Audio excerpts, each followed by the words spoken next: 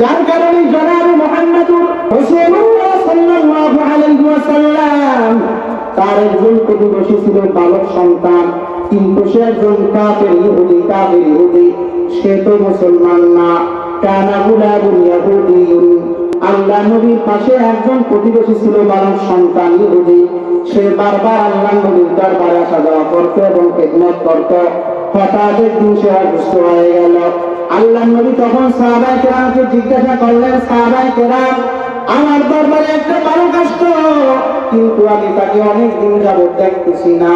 তখন সাহাবায়ে কেরাম বললেন, লাআল্লাহু মারিদা, সম্ভবত মনে হয় সে অসুস্থ হয়ে গেছে।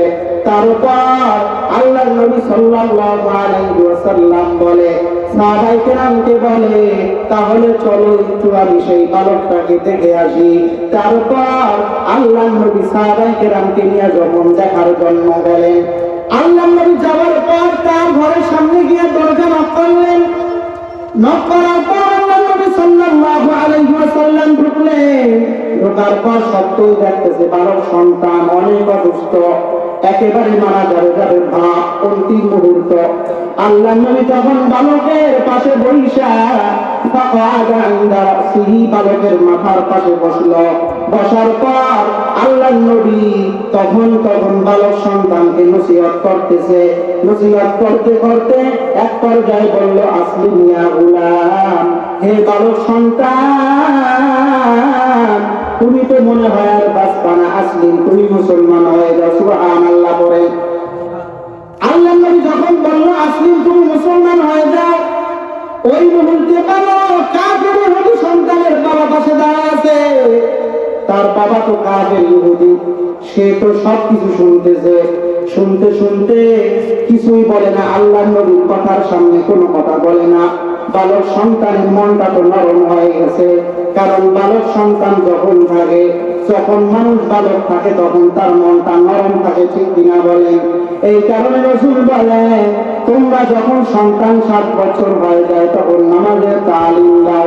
যখন সন্তান বালক থাকে ওই সময় তোমরা তাকে কোরআন শিক্ষা দাও, কারণ যে সন্তান ছোট্টবেলায় সেই বালক সন্তানকে কোরআন শিক্ষা দেওয়া হবে, আল্লাহর কসম ওই সন্তান যদি পরবর্তীকালে যদি ডাক্তার হয়, ইঞ্জিনিয়ার হয়, তারপরে ওই সন্তান বাবা মায়ের সঙ্গে বেয়াদবি করবে না। এই কারণে বালকদের অন্তর নরম থাকে।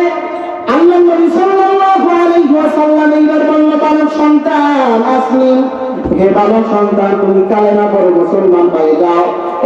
এইবার বালক সন্তান একবার পানা ধরা ইলাওয়াত দিয়াবি, বালক সন্তান মনটা তো নরম হয়ে গেছে, মারা যাবে বাপ। বালক সন্তান একবার আল্লাহর নবীর চেহারার দিকে তাকায়, আর একবার তার বাবার দিকে তাকায়, ভয়ে কিচ্ছু বলে না। কিন্তু বালক সন্তান তো আল্লাহর নবীকে আগ থেকেই চেনে। বালক সন্তান একবার আল্লাহর নবীর চেহারার দিকে তাকায়, আর একবার তার বাবার দিকে তাকায়। তাকানোর পর মনে মনে বালক সন্তান বলে, বাবা, আমি আমার নবী মুহাম্মদুর রাসূলুল্লাহকে ভালো করে চিনি। ও বাবা, আমি মনে হয় আর দুনিয়াতে বাঁচবো না। ও বাবা, তুমি আমাকে একটাবার কালেমা পড়ার অনুমতি দাও। আল্লাহ তাআলা কি কুদরত! এইবার ওই কাফের বাবা, ইহুদি বাবা, সঙ্গে সঙ্গে বলল, ইয়া বুনাইয়া আতিআ আবাল কাসিম, হে আমার সন্তান আবুল কাসিম মুহাম্মদ যা বলে তুমি এই মুহূর্তে মুহাম্মদের কথা তুমি মানিয়া নাও।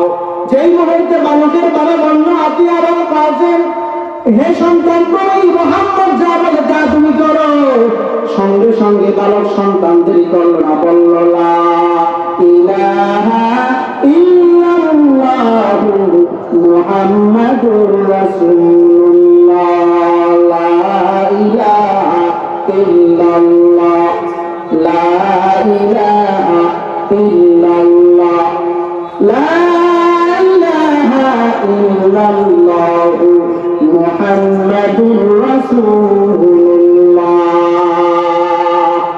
এইটা হলো আল্লাহর নবীর আদর্শ। একটা কাফের সেও যদি প্রতিবেশী হয়, তাহলে সে যখন অসুস্থ হয়ে যাবে দেখতে যাওয়া লাগবে না। এইটা হইল প্রতিবেশীর